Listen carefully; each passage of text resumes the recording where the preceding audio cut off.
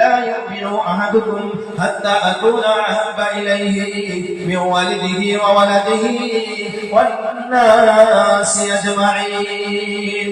আল্লাহ নবী পরিষ্কারভাবে হাদিসে বলেছেন, হাদিসটি বুখারী মুসলিমের মধ্যে পাবেন, মুত্তাফাকুন আলাইহি হাদিস।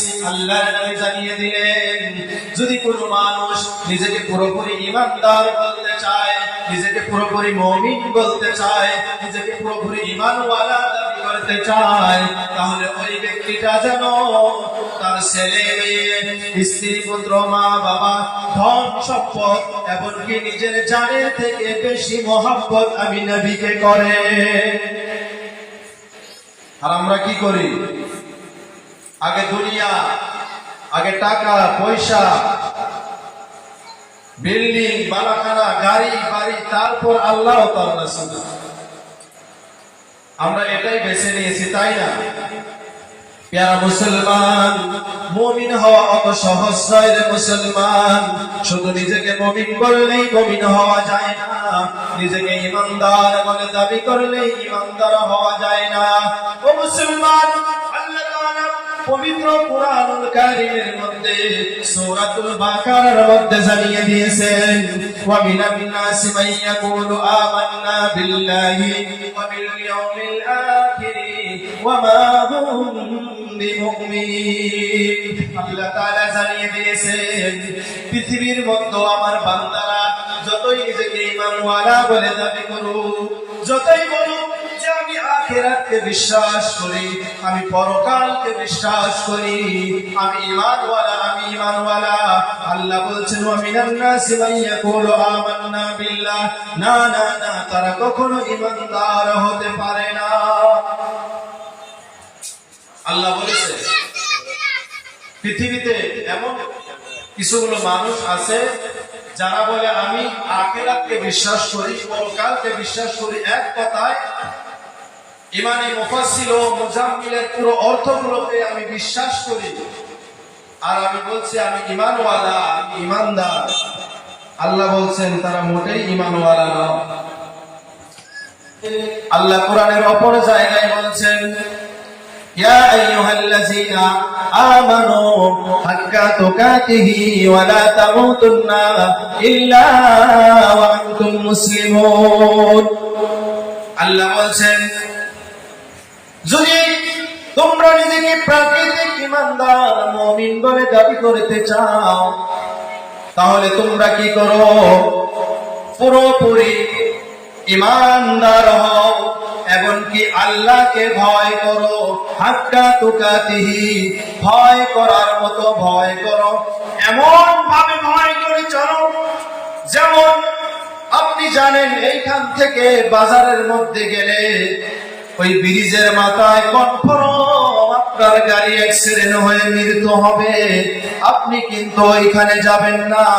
অথবা ধরেন আপনি এইখান থেকে ওই রাস্তার মধ্যে গেলে একটা হিংস্র প্রাণী এসে আপনাকে খাইয়ে ফেলবে, আপনি কিন্তু কখনো ওখানে যাবেন না।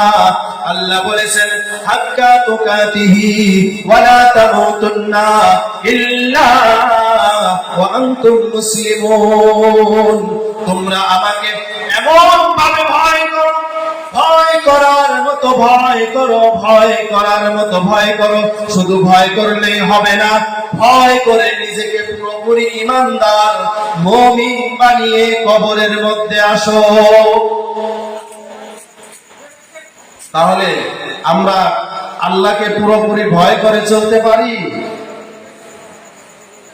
যদি আমরা পুরোপুরি আল্লাহকে ভয় করে চলতাম রে মুসলমান, তাহলে আজকের এইরকম একটা দ্বীনি মাহফিলের মধ্যে, এইরকম একটা জান্নাতি বাগানের মধ্যে মানুষ না আইসে থাকতে পারতো না।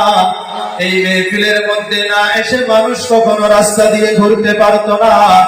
এই মাহফিলের মধ্যে আসার জন্য তার অন্তরটা ছটফট করত, যদি ওই ব্যক্তিটা পুরোপুরি আল্লাহর ভয় নিয়ে চলতো। আজকে মুসলমান নিজেকে ঈমানওয়ালা বলে দাবি করি, অথচ দ্বীনি আলোচনা শোনার পরেও, দ্বীনি আলোচনা মাইকের আওয়াজ কানে যাওয়ার পরেও আমরা মাহফিলের মধ্যে হাজির হতে পারি না।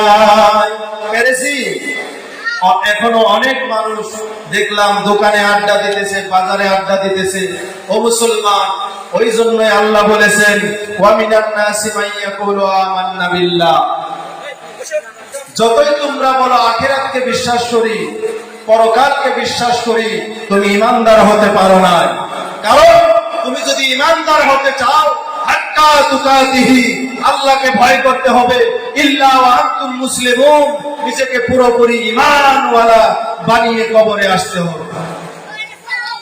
তাহলে কি করতে হবে? আল্লাহকে ভয় করার পাশাপাশি নিজেকে পুরোপুরি ঈমানদার হতে হবে। মুসলমান যদি আমরা আল্লাহকে ভয় করতাম, তাহলে আমাদের দ্বারাই কোনো গুনার কাজ হতো না, আমাদের দ্বারাই কোনো পাপ কাজ হতো না। রে মুসলমান, ও মুসলমান, যদি আমরা আল্লাহকে ভয় করতাম, তাহলে কোন মুসলমানের সন্তান হয়ে কখনো মদের গিলাস হাতে নিতে পারতো না। সে ভাবতো আমি যতই একা একা ঘরের মধ্যে মদ পান করি না কেন, আমি যতই অন্ধকারের মধ্যে মদ পান করি না কেন, আমি যতই জঙ্গলের মধ্যে একা একা বসে মদ পান করি না কেন, পৃথিবীর কোন মানুষ দেখুক আর না দেখুক, আমার আল্লাহ তাআলা কিন্তু দেখতেছে। দেখে না? না, অন্ধকারে একা একা বসে মদ পান করলে বুঝি আল্লাহ দেখে না? দেখে? বলেন দেখে? যদি আল্লাহ তাআলা দেখে, তাহলে কেন আমরা জঘন্য গুনার মধ্যে লিপ্ত হয়ে যাই? ও মুসলমান, যদি কোনো ব্যক্তি একবার এক গ্রুপ মদ পান করে, মৃত্যুর সময় তার কালিমা নসিব হবে না। ও মুসলমান, ওই ব্যক্তিটা ঈমান হারিয়ে মৃত্যুবরণ করবে। আর যেই ব্যক্তি ঈমান হারিয়ে মৃত্যুবরণ করলো, তার জন্য হামেশা হামেশা চিরকাল জাহান্নামের আযাব ভোগ করতে হবে। ও মুসলমান, এই জন্য সব সময় ভাবতে হবে আল্লাহ ইজ ওয়াচিং মি, আল্লাহ সব সময় আমাকে দেখতেছে দেখতেছে। আমি যেটাই করি, ভালো করি খারাপ করি, সব কিছু আল্লাহ তাআলা দেখে। দেখে না? না, যদি এই ভাবটা নিয়ে আমরা চলতে পারি যে আল্লাহ আমাদের দেখতেছে, তাহলে আমাদের দ্বারাই, ও মুসলমান, আমাদের দ্বারাই মদ পান করা হবে না। মুসলমানের সন্তানের দ্বারাই কখনো জুয়া খেলা সম্ভব হবে না। মুসলমানের সন্তান কখনো জিনা ব্যভিচারের মতো লিপ্ত হতে পারবে না। মুসলমানের সন্তান কখনো নামাজ পরিত্যাগ করে ঘুরতে পারবে না।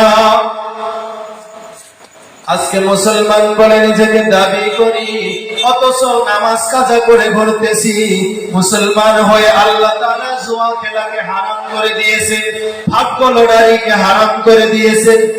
আমরা মুসলমান হয়ে ওইগুলোকে আমরা আমাদের ব্যবসা বানিয়ে নিয়েছি।